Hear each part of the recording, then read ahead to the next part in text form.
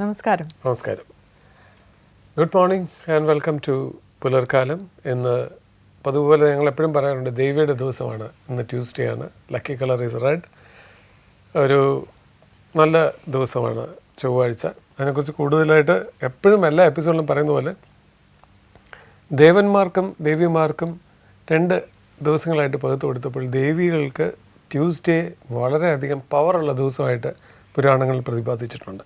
അതുകൊണ്ട് തന്നെ ചൊവ്വ ദിവസങ്ങളിൽ ചില അമ്പലങ്ങളിലൊക്കെ നോക്കിക്കഴിഞ്ഞാൽ അവിടെ ഒരുപാട് എന്താ പറയുന്നത്, ഈ പുഷ്പാഞ്ജലി, രക്തപുഷ്പാഞ്ജലി, ഇങ്ങനെ പറഞ്ഞ പല എന്താ പറയുക, ഹിന്ദു ബിലീഫ്സിന് തക്കമുള്ള രീതിയിലുള്ള അഭിഷേകങ്ങളും നേർച്ചകളും നടക്കുന്നതാണ്. പക്ഷെ ഞങ്ങൾ പറയുന്നത് പുലർക്കാലത്തിന് അങ്ങനെ ഒരു ജാതി മതഭേദമന്യേ ഞങ്ങൾ പറയുന്നു എല്ലാ മതക്കാർക്കും ചുവപ്പ് ഇന്നൊരു നല്ല കളറാണെന്നാണ്. So there is no caste and there is no religion in between you and Pularkalam. So let us celebrate Pularkalam Tuesday with the color red.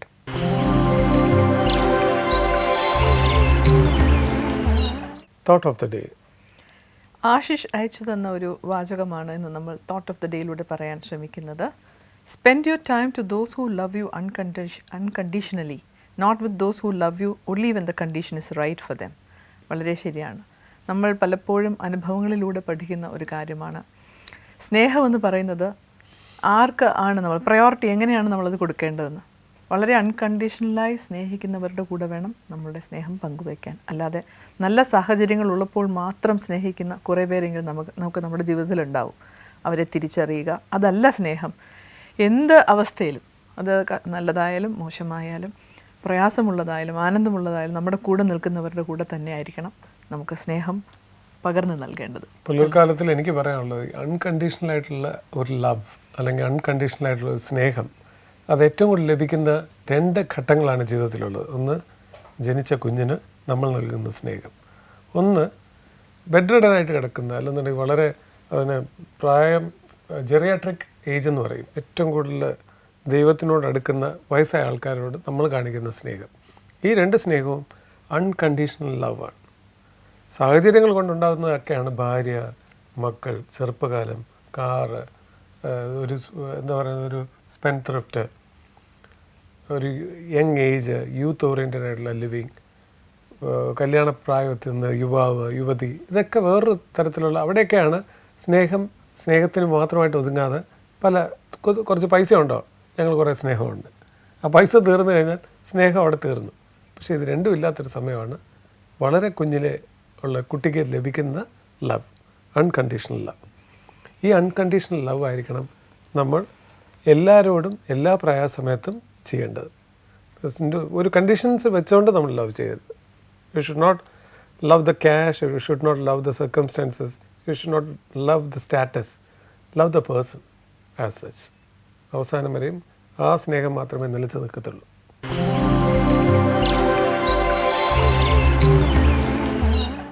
വളരെ പവർഫുള്ളായിട്ടുള്ള മീഡിയം സിനിമ എന്നാണ് കുറേ കാലം വരെ നമ്മൾ പറഞ്ഞിരുന്നത്. എന്നാൽ ഈ അടുത്ത കാലത്ത് അത് തിരുത്തി കുറിക്കുകയാണ് ടെലിവിഷൻ മാധ്യമം. ഇന്ന് താരങ്ങൾ പോലും ടെലിവിഷനിൽ വന്ന് ഒരുപാട് ഷോസൊക്കെ ചെയ്ത് അവരുടെ ഒരു ഫെയിം നിലനിർത്താൻ എന്തു വേണമെങ്കിലും ചെയ്യുന്നൊരു ലെവലിലേക്ക് വന്നിരിക്കുക. അത്ര സ്ട്രോങ് ആണ് ഈ ടെലിവിഷൻ മീഡിയ എന്ന് പറയുന്നത്. ഇന്ന് ടെലിവിഷൻ മീഡിയയിലെ താരങ്ങളെ എടുത്തു നോക്കുകയാണെങ്കിൽ അധികവും പെൺകുട്ടികളാണ്. എന്നാൽ ഇതിൽ പുരുഷന്മാർ എത്ര പേർ തിളങ്ങിയിട്ടെന്ന് പറഞ്ഞാൽ വിരലിൽ എണ്ണാവുന്നവർ. എന്നാൽ അവരോ ഒരുപാട് സുന്ദരികളുടെ ഉറക്കം കെടുത്തുന്ന വളരെ പോപ്പുലറായിട്ടുള്ള, വളരെ ടാലൻറ്റഡ് ആയിട്ടുള്ള, അവരുടെയൊക്കെ ഹൃദയം കവർന്നിട്ടുള്ള കലാകാരന്മാർ. ഞാൻ ആരെക്കുറിച്ചാണ് പറഞ്ഞു വരുന്നതെന്ന് ഒരാമുഖത്തിലൂടെ നിങ്ങൾക്ക് മനസ്സിലാവുമെന്ന് എനിക്ക് തോന്നുന്നു. അതെ, നിങ്ങളുടെയും ഞങ്ങളുടെയും പ്രിയപ്പെട്ട GP. അപ്പോൾ GP എന്ന് പറഞ്ഞ വ്യക്തി, ഇപ്പോൾ ന്യൂ ജനറേഷനിൽപ്പെട്ട ഒരാൾ, വളരെ എന്താ പറയുക, യോയോ ടൈപ്പ് എന്ന് വേണമെങ്കിൽ പറയാം. അങ്ങനെയൊക്കെ ആണെങ്കിലും നിങ്ങൾക്കൊരു വേറെ ഷെയ്ഡ് ഉണ്ട്. അങ്ങനെ ഒരു ബാക്ക്ഗ്രൗണ്ട് വന്നത് ഈ ഫാമിലിയുടെ ഒരു ഇൻഫ്ലുവൻസ് തന്നെയാണ്. തോന്നുന്നു 1-2 കാര്യങ്ങളുണ്ട്. ഞാനൊരു ജെമിനായി ആണ്. ജൂൺ 16 ആണ് എൻ്റെ ഡേറ്റ് ഓഫ് ബർത്ത്. അപ്പോൾ ജെമിനായി എന്ന് പറയുന്നതിൻ്റെ അത് ആ ഒരു സോഡിയക് സൈൻ നോക്കിയാൽ കാണാം 2 ഫേസ് ആണ്. അപ്പോൾ 2 ഫേസ് എന്ന് പറയുമ്പോൾ ആൾക്കാർ തെറ്റിദ്ധരിച്ചു പോകും, ഇയാൾക്ക് വേറൊരു മുഖമുണ്ട്. അപ്പോൾ അതിന് നെഗറ്റീവായിട്ടാണ് ചില ആൾക്കാർ.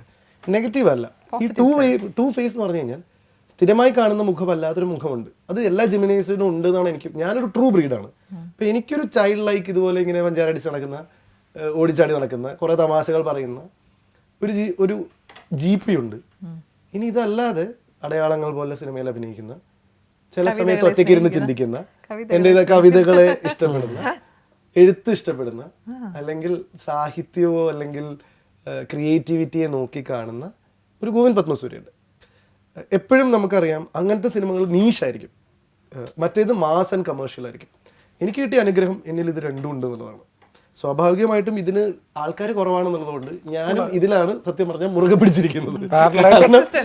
കാരണം ഈ സാധനം അധികം ഓടില്ല എന്ന് പറഞ്ഞാൽ അത് അങ്ങനത്തെ ഓഡിയൻസിന്റെ അടുത്ത് എനിക്ക് പുറത്തെടുക്കേണ്ട ആവശ്യമുള്ളൂ. പാരലായിട്ട് കൊണ്ടുവരുന്നുണ്ട്. ഇപ്പൊ ഈ ഒരു ഇന്റർവ്യൂയുടെ കാര്യം ഞാൻ പറയട്ടെ. നിങ്ങൾ എൻ്റെ ഗേൾ ഫ്രണ്ട്സിനെ കുറിച്ചും എൻ്റെ ഫസ്റ്റ് ലവിനെ കുറിച്ചും ഞാൻ എങ്ങനെയാണ് ആദ്യം പ്രപ്പോസ് ചെയ്തതിനെ കുറിച്ച് ചോദിച്ചു കഴിഞ്ഞാൽ ഇത് നമ്മുടെ മറ്റേ സൈഡിനെ കുറിച്ച് നമ്മൾ സംസാരിക്കുമായിരുന്നു. സ്വാഭാവികമായിട്ടും നിങ്ങളുടെ ചോദ്യങ്ങൾ വന്നത് ഈ സൈഡിനെ കുറിച്ച് ആയതുകൊണ്ടും കാലഘട്ടത്തെ കൊണ്ടും ന്യൂ ജനറേഷനെ കുറിച്ചും നിങ്ങൾ കവിത ചൊല്ലാൻ പറഞ്ഞതുകൊണ്ടും നമ്മൾ മെല്ലെ ഇതിലേക്ക് ഷിഫ്റ്റ് ചെയ്തു. അപ്പൊ എന്റെ സ്വഭാവം എന്ന് പറഞ്ഞാൽ എനിക്കിത് രണ്ടും എൻ്റെ കയ്യിലുണ്ട്. ഞാൻ ഇത് ഫ്ലോണ്ട് ചെയ്തിരുന്ന ഒരു കാലം ഉണ്ടായിരുന്നു. കാരണം അടയാളങ്ങൾ പോലൊരു സിനിമ കഴിഞ്ഞപ്പോൾ എൻ്റെ അടുത്ത് ചോദിച്ച ചോദ്യങ്ങൾ നന്ദനാർ പുസ്തകങ്ങൾ വായിച്ചിരുന്നു. അപ്പോൾ ഉണ്ണിക്കുട്ടൻ്റെ ഒരു ദിവസം ഞാൻ വായിച്ചിട്ടുണ്ട്, പക്ഷേ അദ്ദേഹത്തിൻ്റെ പട്ടാള കഥകൾ ഞാൻ വായിച്ചിട്ടില്ല. അനുഭവങ്ങൾ എന്നുള്ള കവിത നോവൽ ഞാൻ വായിച്ചിരുന്നു ഈ സിനിമ ചെയ്യാൻ വേണ്ടിയിട്ട്, കാരണം അതുമായിട്ട് ഭയങ്കര ബന്ധമുള്ളതുകൊണ്ട്. പിന്നെ അങ്ങനത്തെ ഗഹനമായ ചോദ്യങ്ങളാണ് ചോദിക്കുന്നത്, ജീവിതത്തെക്കുറിച്ചും സിനിമയെക്കുറിച്ചും സിനിമയെ ഉദ്ധരിക്കുന്നതിനെ കുറിച്ചൊക്കെയാണ് 19-20 വയസ്സായ എൻ്റെ അടുത്ത് അന്ന് അവർ ചോദിച്ചിരുന്നത്. ഞാനാണെങ്കിൽ ഇതിനൊക്കെ ഉത്തരം പറയും ചെയ്യും, അത് വേറെ കാര്യം. എനിക്കിതിനൊക്കെ ഉത്തരങ്ങളുണ്ട്. എനിക്ക് എൻ്റെ അടുത്ത് ചോദിക്കുന്ന ചോദ്യങ്ങൾക്ക് എൻ്റെതായിട്ടുള്ള കാഴ്ചപ്പാടുകളുണ്ട്. അപ്പൊ സ്വാഭാവികമായിട്ടും വളരെ സീരിയസ് ആയിട്ടുള്ള ഒരു വ്യക്തിയാണ് അവിടെ എല്ലാവരും കാണുന്നത്. ഇവിടെ വന്ന അവതരണത്തിൽ വന്നപ്പോൾ അവരുടെ അടുത്ത് ചോദിക്കുന്നത്, ആദ്യമായി പ്രേമിച്ചത് എങ്ങനെയാണ്, പ്രേമിക്കുമ്പോൾ നിങ്ങൾ പറഞ്ഞ ക്ലിക്കായിട്ടുള്ള ഡയലോഗ് എന്തായിരുന്നു. അപ്പൊ അതിനും എനിക്ക് ഉത്തരവുണ്ട്. അപ്പൊ ഈ ഭാഗമാണ് കൂടുതൽ പോപ്പുലർ ആയത്. അപ്പൊ ഇതാണ് ഐ എം വെരി ഫ്ലെക്സിബിൾ. അത് എൻ്റെ ഒരു ക്യാരക്ടറിസ്റ്റിക് ആയി തോന്നി. പിന്നെ എനിക്ക് തോന്നിയെന്ന് വെച്ചാൽ എൻ്റെ ബാക്ക്ഗ്രൗണ്ട്, എൻ്റെ അച്ഛനാണെങ്കിലും അമ്മയാണെങ്കിലും അവർക്ക് എൻ്റെ ഈ ഒരു ഇതാണ് കൂടുതൽ.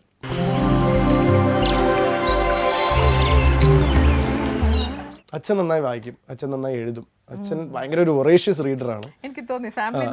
സ്വാഭാവികമായിട്ടും എനിക്ക് സത്യം പറഞ്ഞാൽ എനിക്ക് ഹെറിഡിറ്ററി ആയി കിട്ടിയ കുറെ സാധനങ്ങൾ ഞാൻ ഷോ ഓഫ് ചെയ്തുകൊണ്ടിരിക്കുക. ഞാൻ അത്ര വായിക്കുന്ന ഒരു വ്യക്തിയൊന്നുമല്ല.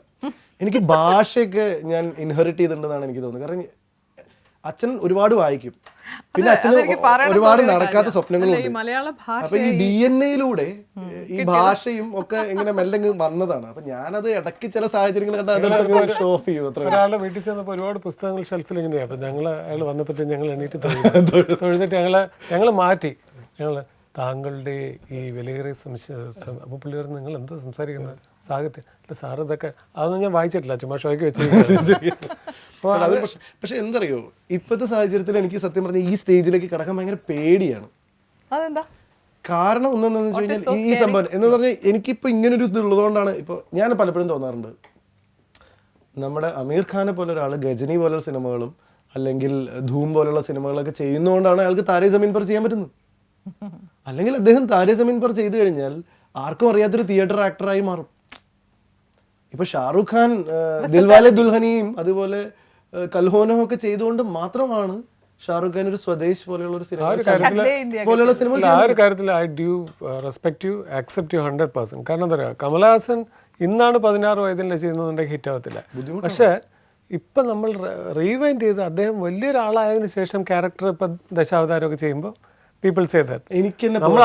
ഞാൻ ഇവരായിട്ട് ഞാൻ കമ്പയർ ഐഡന്റിറ്റി ബ്രേക്ക് ചെയ്ത് എനിക്ക് ഫീൽ ചെയ്യുന്ന വെച്ചാൽ ഞാൻ GP ആയതിനു ശേഷം അടയാളങ്ങൾ ചെയ്തിരുന്നെങ്കിൽ അത് കുറച്ചുകൂടെ സെലിബ്രേറ്റ് ചെയ്യപ്പെട്ടേനെ എനിക്ക് ഫീൽ ചെയ്തു. തീർച്ചയായിട്ടും. കാരണം GPയുടെ മേക്ക് ഓവർ, അതിനകത്ത് ഞാനൊരു മുട്ടയായിട്ടാണ് ഫുൾ 11 കിലോ കുറച്ച് മുടിയൊക്കെ മുട്ടയടിച്ച് മേക്ക് ഡൗൺ ചെയ്തുകൊണ്ട് 1948 പാടത്ത് പറമ്പിൽ ഗോപിനാഥനായിട്ടാണ് ഞാൻ അതിൽ അഭിനയിക്കുന്നത്. അതിനകത്ത് ഗോവിന്ദ് പത്മസൂര്യ എന്നുള്ളൊരു വ്യക്തിയില്ല.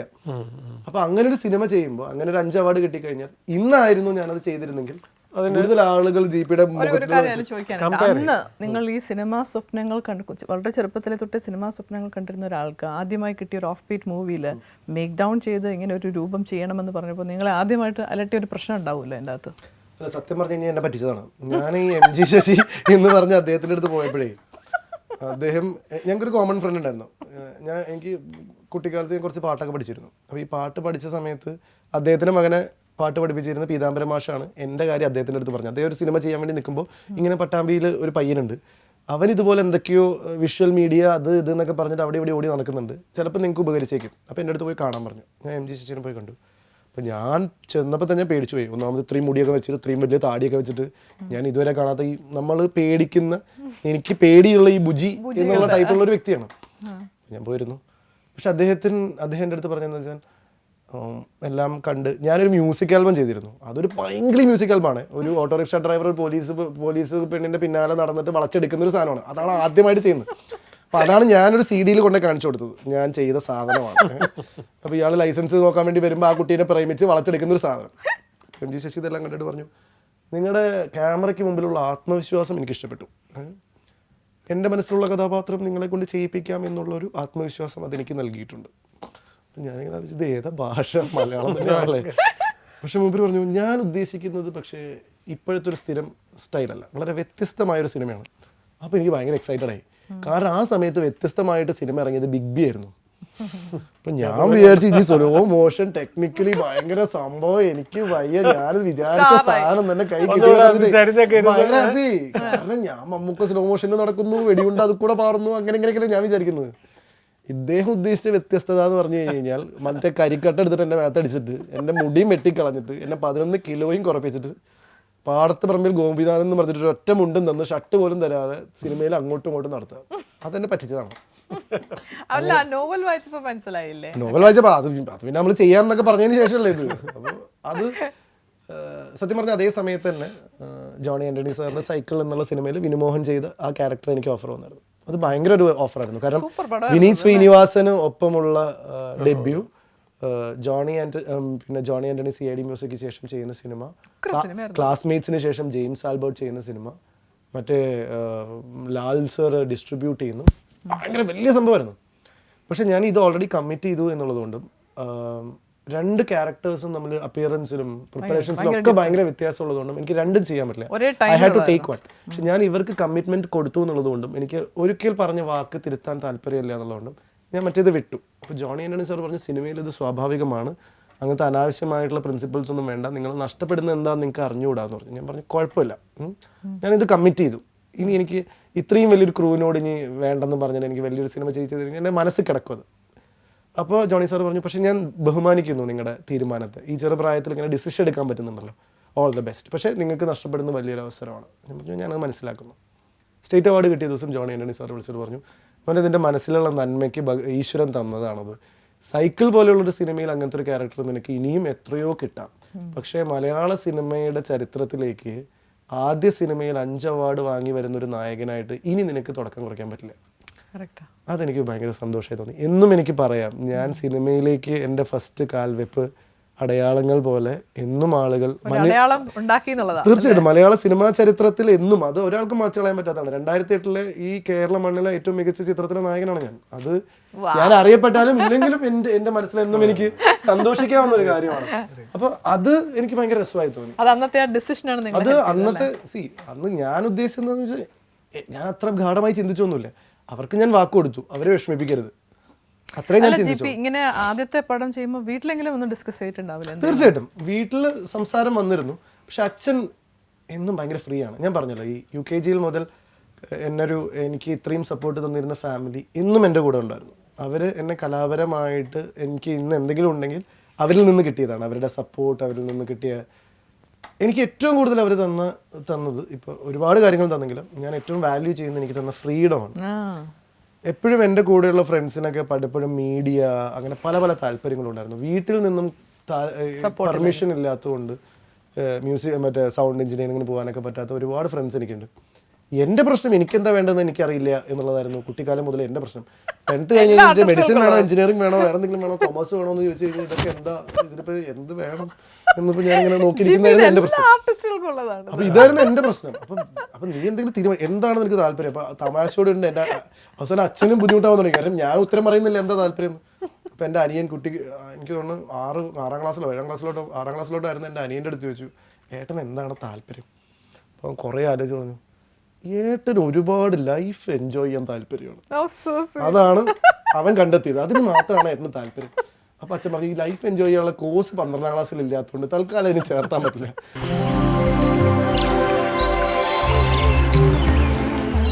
ടിപ്സ്. ഇന്നത്തെ ടിപ്സ് എന്ന് പറയുന്നത്, നാരങ്ങ നീരിൻ്റെ ഒരുപാട് ഗുണങ്ങളെക്കുറിച്ച് നമ്മൾ പല എപ്പിസോഡുകളിലും പറഞ്ഞു. അതിൽ വേറൊരു ഗുണത്തെക്കുറിച്ച് പറയുകയാണ്. മാരകമായ രോഗങ്ങൾ, കോളറ, മലേറിയ തുടങ്ങിയ രോഗങ്ങൾക്ക് ലൈം ജ്യൂസ് എന്ന് പറയുന്നത് പ്രതിരോധിക്കാൻ ശക്തിയുണ്ടെന്നാണ് തെളിയിച്ചിട്ടുള്ളത്. അത് ബ്ലഡ് പ്യൂരിഫയറായിട്ട് ആക്ട് ചെയ്യും എന്നുള്ളത് കൊണ്ടാണ് നാരങ്ങാ നീര് ഈ രോഗികൾക്ക് കൊടുക്കുന്നതെന്നാണ് പറയുന്നത്. എന്തായാലും വലിയ അസുഖങ്ങൾ ബാധിച്ചവർ തീർച്ചയായും ഒരു ഡോക്ടറെ കാണേണ്ടത് അത്യാവശ്യം തന്നെയാണ്. എങ്കിലും അതിനൊരു ആഡഡ് അഡ്വാൻറ്റേജ് ആയിട്ട് ഡോക്ടറിൻ്റെ ഒരു അനുവാദത്തോടു കൂടി ലൈം ജ്യൂസ് കൂടി നിങ്ങൾ ഉപയോഗിക്കുകയാണെങ്കിൽ ആ രോഗത്തിൻ്റെ ഒരു കാഠിന്യം കുറയുമെന്നാണ് ടിപ്സിലൂടെ ഞങ്ങൾ പറയാൻ ഉദ്ദേശിക്കുന്നത്. ഡെയിലി ഒരു ഗ്ലാസ് ലൈം ജ്യൂസ് കുടിക്കുന്നതുകൊണ്ട് തെറ്റില്ല. It's very good for you. It will quench your thirst. അത് കൂടാതെ അതിന് ഒരുപാട് ക്വാളിറ്റീസ് അതൊരു ശീലമാക്കുന്നത് നന്നായിരിക്കും അല്ലേ? അതെ, എനിക്ക് തോന്നുന്നു. അതെ, അത് വളരെ എനിക്ക് തോന്നുന്നു ഈ ബോട്ടിൽ ഡ്രിങ്ക്സ് ഒക്കെ കുടിക്കുന്നതിന് ക്യാനിലൊക്കെ വരുന്ന വിഷാംശങ്ങൾ ഉള്ള പാനീയങ്ങളെക്കാൾ എത്രയോ നല്ലതാണ് വീട്ടിൽ നമ്മൾ ഒരു ലൈം ജ്യൂസ് ഉണ്ടാക്കി കുടിക്കുന്നത്. തീർച്ചയായിട്ടും ഇതൊക്കെ പ്രേക്ഷകരോട് പറയുമ്പോൾ പോലും എനിക്ക് തന്നെ തോന്നുന്നത്, അല്ലെങ്കിൽ തരയ്ക്ക് തോന്നുന്നുണ്ടോ എന്ന് എനിക്കറിയത്തില്ല, we after coming into പിള്ളർക്കാലം ഒരുപാട് ചേഞ്ചസ് എൻ്റെ ലൈഫിലുണ്ടായിട്ടുണ്ട്.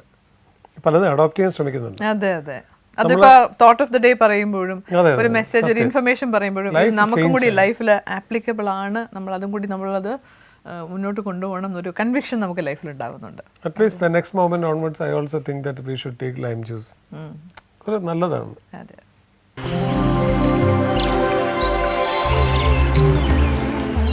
എനിക്ക് എപ്പോഴും 12th കഴിഞ്ഞിട്ട് എന്ത് ചെയ്യണം എന്നുള്ള പ്രശ്നമായിരുന്നു. ഡിഗ്രി കഴിഞ്ഞിട്ട് എന്ത് സബ്ജക്റ്റ് എടുത്തത്? 12th ഞാൻ ഡോക്ടറാവാൻ പഠിക്കായിരുന്നല്ലോ. ഞാൻ പേര് കേട്ടൊരു ഡോക്ടറാവാൻ പോകേണ്ട ഒരു വ്യക്തിയായിരുന്നു. മെഡിക്കൽ ഫീൽഡിന് തീരാ നഷ്ടമാണ്. സെക്കൻഡ് ഗ്രൂപ്പ് എടുത്തോ? അല്ല, ഞാൻ ബയോളജി കമ്പ്യൂട്ടർ സയൻസ് ആയിരുന്നു. എന്നിട്ട് ഞാൻ ഭയങ്കര ഡോക്ടറാവാനൊക്കെ പോയി, അങ്ങനെയൊക്കെ പോയി. ട്യൂഷൻ അല്ല, ഞാൻ എന്തായിരുന്നു വെച്ചാൽ ഇന്റർനാഷണൽ സ്കൂളിലായിരുന്നു എന്നുള്ളത് കൊണ്ട് അവർക്ക് കൂടുതൽ പ്രാക്ടിക്കൽ ലേണിംഗ് ആയിരുന്നു. 70% പ്രാക്ടിക്കൽ ഓറിയൻറ്റഡാണ്. കോയമ്പത്തൂർ KG ഹോസ്പിറ്റലിൽ ഡയാലിസിസ് സെൻറ്ററിൽ ഞാൻ 2 ദിവസം ഡയാലിസിസ് പേഷ്യൻസിനൊപ്പം 12ാം ക്ലാസ്സിലൊരു വ്യക്തി ഫുൾ പ്രോസസ്സും പഠിച്ചിട്ടൊക്കെ ഉണ്ട്, അവിടെ നിന്നുണ്ട്. അവരുടെ എഡ്യൂക്കേഷൻ സിസ്റ്റം അങ്ങനെയായിരുന്നു. പക്ഷെ അത് കാരണം തിരിച്ചു ഇവിടെ വന്നപ്പോൾ എൻട്രൻസ് എന്ന് പറഞ്ഞൊരു സാധനത്തിനെ നമുക്ക് അഭിമുഖീകരിക്കാനുള്ള വെപ്പൺസ് നമ്മുടെ കയ്യിലുണ്ടായിരുന്നില്ല. പെട്ടുപോയില്ലേ. എൻട്രൻസ് ഞാൻ ഒരു കോച്ചിങ് ഒന്നും ഇല്ലാതെ പോയി എഴുതിയപ്പോൾ ക്യാപിറ്റേഷൻ ഫീയും എൻ്റെ എൻട്രൻസിന് കിട്ടിയ റാങ്ക് ഏകദേശം ഒരേ എമൗണ്ട് ആയിരുന്നു. അപ്പൊ പിന്നെ ഞാൻ അത് വേണ്ട വെച്ചത്. ഇനി എന്ത് ചെയ്യും എന്ന് ആലോചിച്ചു. അപ്പൊ പിന്നെ അച്ഛൻ ചോദിച്ചു ഇനി എന്താ ഉദ്ദേശിച്ചത്? ഞാൻ പറഞ്ഞു എല്ലാവരുടെയും ജീവിതത്തിലൊക്കെ പറ്റുന്നത്. കാരണം നമ്മൾ എൻ്റെ പ്രീ ഡിഗ്രി റിസൾട്ട് ഞാനും അച്ഛനും കൂടെ പോയി നോക്കുന്നത്. ഞാൻ നേരെ ഫസ്റ്റ് ക്ലാസ്സിൽ നോക്കിയാൽ മതി എന്ന് പറഞ്ഞു. ഫസ്റ്റ് ക്ലാസ്സിൽ നോക്കിയപ്പോൾ നമ്മുടെ പേരൊന്നും ഇല്ല അവിടെ. സെക്കൻഡ് ക്ലാസ് ഞാൻ അച്ഛൻ്റെ മുഖത്ത് എൻ്റെ മുഖം ഒന്ന് വാടി തുടങ്ങി. അതിൽ വല്ല ഉണ്ടോ നോക്കടേ, സമയമായി, വണ്ടി കയറുതി. സെക്കൻഡിലും ഇല്ല, ഇനി വല്ല തോറ്റോ. എനിക്ക് രസം തേർഡിൽ കിടപ്പുണ്ട്. എനിക്ക് സ്കൂളാണെങ്കിലും കോളേജ് +1 +2 ആണെങ്കിലും ഒക്കെയും ഇതായിരുന്നു അവസ്ഥ. പക്ഷെ ഞാൻ ആർട്സിൽ കയറിയതിന് ശേഷം എനിക്ക് മാർക്സ് വന്നു തുടങ്ങിയിരുന്നു. ഞാൻ എപ്പോഴും ആലോചിക്കാറുണ്ട്, ഞാൻ വെറുതെ നടന്നിരുന്ന സമയത്തൊക്കെ എനിക്ക് മാർക്സ് കുറവാണ്. ഞാൻ ഈ സിനിമ ചെയ്യുന്നു, അത് ചെയ്യുന്നു, ഇത് ചെയ്യുന്നു, ആർട്ട് സെക്രട്ടറി ആയിരുന്നു, ക്യാമ്പസിൽ നിന്ന് തിരിയാൻ സമയമില്ലാത്ത സമയം കേട്ടോ. ക്ലാസ്സിൽ കയറാൻ സമയമില്ല. കാരണം കോളേജിൽ ആർട്ട് സെക്രട്ടറി, അതിൻ്റെ ഇടയിൽ പോയി സിനിമ ചെയ്യുന്നു, അതിൻ്റെ ഇടയിൽ കുറേ പെമ്പിളേരെ വായി നോക്കുന്നു, അതിൻ്റെ ഇടയിൽ വേറെ കാര്യങ്ങൾ ചെയ്യുന്നു, ഫ്രണ്ട്സിനൊപ്പം കറങ്ങാൻ പോകുന്നു. ഇത്രയും ചെയ്യുന്ന സമയത്ത് എനിക്ക് മാർക്ക് വന്നപ്പോൾ ഡിസ്റ്റിങ്ഷൻ. ഒരു കാര്യമില്ലാത്ത വീട്ടിൽ നിന്ന സമയത്ത് മാർക്കും ഇല്ല, ഒന്നുമില്ല. എനിക്ക് ഭയങ്കര രസമായി തോന്നിയിട്ടുള്ള ഒരു കാര്യം, നമ്മൾ ജീവിതത്തിൽ എത്രത്തോളം ബിസി ആവുന്നു അത്രത്തോളം കൂടുതൽ കാര്യങ്ങൾ നമുക്ക് ചെയ്യാൻ പറ്റും. എനിക്ക് കേട്ടോ അത്രത്തോളം എഫക്റ്റീവ് ആവുകയും ചെയ്യും. ഇപ്പം ഞാൻ എന്ന വ്യക്തി ഇപ്പം സത്യം പറഞ്ഞാൽ ഒരുപാട് കാര്യങ്ങൾ ചെയ്യുന്നുണ്ട്. കുട്ടിക്കാലം മുതൽ അങ്ങനെയായിരുന്നു. പക്ഷെ ഒന്നിലും ഞാൻ ഭയങ്കര പ്രഗത്ഭനായിരിക്കില്ല, അത് വേറെ കാര്യം. പക്ഷെ എല്ലാം കൂടി കൂട്ടിപ്പിടിച്ചാണ് ഞാൻ ജീവിച്ച് മുന്നോട്ട് പോകുന്നത്. അപ്പോൾ പാട്ട് പാടി വെച്ചാൽ പാട്ട് പാടും, എഴുതോ ഇച്ചിരി എഴുതും, ഡാൻസ് ചെയ്യോ, ഇങ്ങനെ അങ്ങനെ ചെയ്യേക്കാം, അഭിനയിക്കോ, കുറച്ച് കയ്യിലുണ്ട്, അവതരണം ഇങ്ങനെ അഡ്ജസ്റ്റ് ചെയ്യാം. ഇതെല്ലാം കൂടി കൂട്ടിപ്പിടിച്ച് കഴിഞ്ഞാൽ എന്നെ കിട്ടും. ഒരെണ്ണം മാത്രം എന്ന് പറഞ്ഞു കഴിഞ്ഞാൽ ബുദ്ധിമുട്ടി പോകും. പാട്ട് കേൾക്കണം, ഇനിയും പാട്ട് വേണം. നല്ല ഇഷ്ടപ്പെട്ട ഒരു ഫേവറേറ്റ് സോങ് കോളേജിലൊക്കെ പാടി ഷൈൻ ചെയ്തിട്ടുള്ള ഞങ്ങൾക്ക് ജീപ്പിയുടെ മറ്റേ വശത്തിലേക്ക് വരികയാണ് ഞങ്ങൾ. ഷൈൻ എസ്പെഷ്യലി നിങ്ങൾ പറഞ്ഞ പോലെ റോസ്, അതെ അങ്ങനെ വല്ല പെൺകുട്ടികൾ ഇപ്പൊ സത്യം പറഞ്ഞു കഴിഞ്ഞാൽ ജീപ്പിയുടെ ഒരു ഇന്റർവ്യൂ ഉണ്ട് എന്നും വിചാരിച്ചിട്ട് വല്ല പെൺപിള്ളേരും ഇത് കാണാനിരുന്നെങ്കിൽ, എന്നിട്ട് ഞാൻ ഇങ്ങനത്തെ കാര്യങ്ങളൊക്കെ പറഞ്ഞ് നിങ്ങളെ നിരാശപ്പെടുത്തിയിരുന്നെങ്കിൽ, കവിത, പിന്നെ കുറെ ബുജി, പിന്നെ അങ്ങനെയൊക്കെ പറഞ്ഞിട്ട് ഇത് ജീപ്പി അല്ലേ എന്ന് വിചാരിച്ച് അന്തം വിട്ട് നിൽക്കുന്ന ആരെങ്കിലും ഉണ്ടെങ്കിൽ അവർക്കായിട്ട് ഞാനൊരു romantic song. So sweet. Ennavale அடி என்னவளே எந்தன் இதயத்தை தொலைத்து விட்டேன், எந்த இடம் அது தொலைந்த இடம், அந்த இடத்தையும் மறந்து விட்டேன், உந்தன் கால் கொலுசில் அது தொலைந்ததென்று உந்தன் காலடி தேடி வந்தேன். காதல் என்றால் பெரும் அவஸ்தை என்று உன்னை கண்டதும் கண்டு கொண்டேன். எந்தன் கழுத்து வரை இன்று காதல் வந்து இரு கண்களும் பிதுங்கி நின்றேன். என்னவளே அடி என்னவளே எந்தன் இதயத்தை தொலைத்து விட்டேன். വരികളൊക്കെ ചെറിയ സംഭവം. അല്ലല്ല, ആ വരികൾ അന്വർത്ഥമായി. ഇദ്ദേഹത്തെ തെളിത്ത് വിട്ടാൽ അത് എവിടെ ഉണ്ടെന്ന് തൊലൈത്തോ? തൊലൈത്തോ? പോയോ? അല്ല സീരിയസ് ആയിട്ട് ചോദിച്ചാ? എന്റെ അതിനല്ലേ സമയമുള്ളൂ. ഒരുപാട് തൊലൈത്ത് വിട്ട ഹൃദയങ്ങളുണ്ട്. keeps going on and on. അല്ല, ആ വരിയിൽ എഴുതിയിരിക്കുന്നത് കഴുത്ത് വരെ കാതൽ വന്ന് കൺകൾ രണ്ടും പക്ഷെ നന്നായിട്ട് പാടി കേട്ടോ. ആ പാട്ടിൽ ഏറ്റവും എനിക്ക് തോന്നിയ ഫീലാണ്. ഫീലും you have got a master ഒരു ഇൻബിൽറ്റ് മാസ്റ്റർ ഉണ്ട് അതിനകത്ത്. കാരണം ഒരു കർണാട്ടിക് സ്റ്റൈലൊക്കെ അതിനകത്ത് കൊണ്ടുവന്നിട്ടുണ്ട്. ഇത് ഒരു പാക്കേജ് ആയിരിക്കണം. എപ്പോഴും ഒരു ആർട്ടിസ്റ്റ് എന്ന് പറഞ്ഞാൽ ഒരു പാക്കേജ് ആയിരിക്കണം. അത് യു ഹാവ് എന്നാണ് എനിക്ക് തോന്നുന്നത്. നോ വണ്ടർ ചെറിയ പ്രായത്തിൽ ഇത്രയും ഒക്കെ നിങ്ങൾക്ക് ആവാൻ സാധിച്ചത് തന്നെ നിങ്ങളുടെ ദൈവാധീനമാണ്. അങ്ങനെയുള്ളവർ വേണം മലയാള സിനിമയിലോട്ട് വരാൻ. എനിക്കിപ്പോഴും എൻ്റെ ഒരു പേഴ്സൺ ആസ് നോക്കിയിരുന്നത് ഇപ്പം സിനിമ എന്നുള്ളത് ഇപ്പം കുട്ടിക്കാലത്ത് ആ മാധ്യമം ഇപ്പം സ്റ്റോറി ടെല്ലിംഗ് എപ്പോഴും കഥകൾ എന്നെ എപ്പോഴും ഫാസിനേറ്റ് ചെയ്തിരുന്നു. അതായിരിക്കണം ചിലപ്പോൾ. പിന്നെ performer, lime light, glamour, attention, audience, ഈ ടാഗ് വേർഡ്സ് ഒക്കെ എന്നും എൻ്റെ കൂടെ ഉണ്ടായിരുന്നു. അതായിരിക്കാം ചിലപ്പോൾ സിനിമയിലേക്ക് എന്നെ എത്തിച്ചത്. അതെ, ആയിരിക്കാം. ടെലിവിഷനെ കുറിച്ച് എനിക്ക് അറിയാത്തത് കൊണ്ടായിരിക്കാം അവതരണം അല്ലെങ്കിൽ ഒരു എൻ്റർടൈനർ എന്നുള്ള സ്പേസിനെ കുറിച്ച് ഞാൻ ചിന്തിക്കാതിരുന്നത്. ഇന്നും ഞാൻ ആലോചിക്കുന്നുണ്ട് ഇപ്പം എന്താവണം എന്നായിരുന്നു ആഗ്രഹം എന്ന് പറഞ്ഞാൽ ഞാൻ ഒരിക്കലും പറയില്ല കുട്ടിക്കാലം മുതലേ ഞാനൊരു സിനിമാ നടൻ ആവണം എന്ന് ആഗ്രഹിച്ചൊരു വ്യക്തിയാണെന്ന്. ഞാൻ ആഗ്രഹിച്ചത് ഞാനൊരു പെർഫോമർ ആവണം, എനിക്ക് ഇന്നൊരു ഓഡിയൻസ് ഉണ്ടാവണം. അത് ഞാൻ കുട്ടിക്കാലം മുതലേ ആലോചിച്ചിരുന്നു. പക്ഷെ എനിക്ക് അറിയില്ലായിരുന്നു അത് എങ്ങനെ വേണം. ഞാൻ ഡോക്ടറാവാൻ പഠിക്കുമ്പോഴും ഞാൻ ആലോചിച്ചിരുന്നത് എങ്ങനെ എൻ്റെ പേഷ്യൻസിനെ ഇമ്പ്രസ് ചെയ്യണം എന്നാണ്. മനസ്സിലായില്ലേ? ക്യൂർ ചെയ്യണം എന്നുള്ളതിനെക്കാളും അവരെങ്ങനെ ഞാൻ സന്തോഷിപ്പിക്കും, അവിടെ ഞാൻ എങ്ങനെ. സോ അതാണ്. അപ്പോൾ at the end of the day ഒരു പെർഫോമർ സ്റ്റേജറിലേക്കാണ് ഞാൻ തിരിച്ചു പോകുന്നത്. ഇപ്പം ഞാൻ കവിത ചൊല്ലാനും ഞാൻ പാട്ട് പാടാനും സ്റ്റേജിൽ കയറിയിരുന്നത് എൻ്റെ ഓഡിയൻസ് ഞാനുമായി കണക്ട് ചെയ്യുന്നത് കാണുമ്പോഴാണ്, അവരെ സന്തോഷിപ്പിക്കുമ്പോഴാണ്. അതാണ് എന്നും എന്നെ എപ്പോഴും എക്സൈറ്റ് ചെയ്തിരുന്നൊരു സംഭവം. ഡാൻസ് എന്ന് പറയുന്ന സാധനം എന്നും ഒരു വലിയ ഭയമായിരുന്നു. ഡാൻസ് ഞാൻ കളിക്കാൻ ശ്രമിച്ചിട്ടുണ്ട്.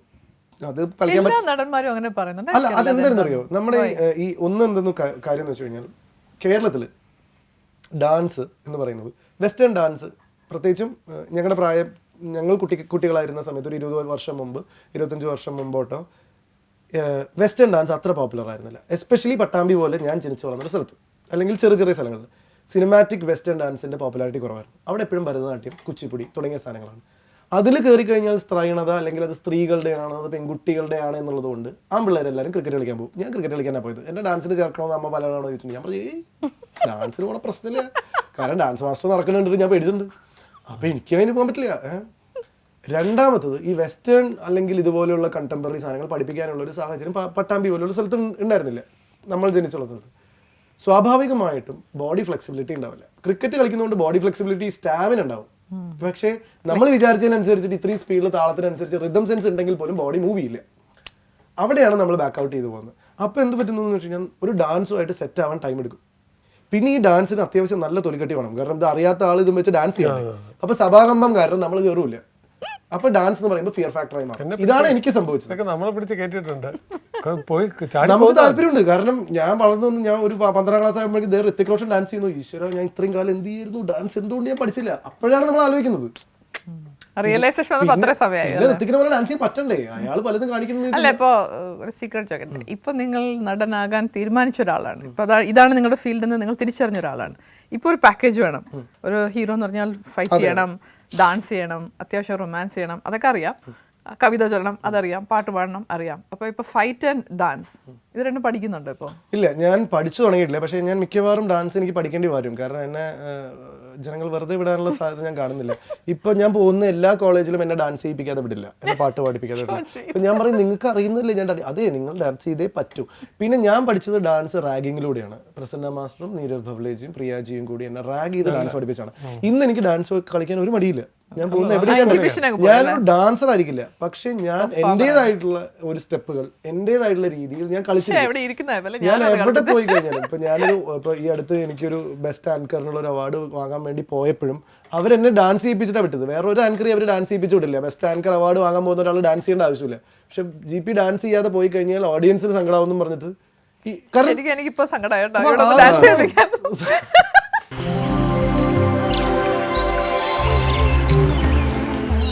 ഇരുന്ന് ചെയ്യാൻ പറ്റുന്ന എന്തെങ്കിലും സംഭവമാണ്. പാട്ട് വേണ്ടേ നമുക്ക്? ഒരു പാട്ട് പാടി കഴിഞ്ഞാൽ ഞാൻ പാട്ട് ഇട്ട് ഡാൻസ് കളിപ്പിച്ചില്ലേ? ഏത് പാട്ട്? എങ്ങനത്തെ പാട്ട് വേണം? എന്ത് പാട്ട് ഡപ്പാക്കുത്ത് പാടാം. അപ്പൊ കൈ മൂവ്മെന്റ് കാണിക്കാൻ കൈയിന്റെ മൂവ്മെന്റ് നമ്മുടെ ഈ പെൺകുട്ടികളൊക്കെ ചോദിക്കും താരാ കല്യാണം വട്ടല്ലേ ഈ GP കിട്ടിട്ട് ഒരു സ്റ്റെപ്പെങ്കിലും ഒരു പാട്ട് റെഡി 1 2 3 അടി എന്നടി റക്കമ്മ പല്ലാക്ക് നെളിത്തു എന്നെ തുടിക്കിതടി അടി കണ്ണാടി ചിരിച്ച് പാട്ടായിരുന്നു. സത്യം എന്തും ചെയ്യുന്ന എന്റെ അടുത്ത് കഴിഞ്ഞ ദിവസം ഇതുപോലെ ഡാൻസ് ഞാനിപ്പോ ആ ഫ്ലോറിൽ ചെയ്തു. അപ്പൊ ആ ഡാൻസ് അല്ല ഇറ്റ് വാസ് ഫൺ.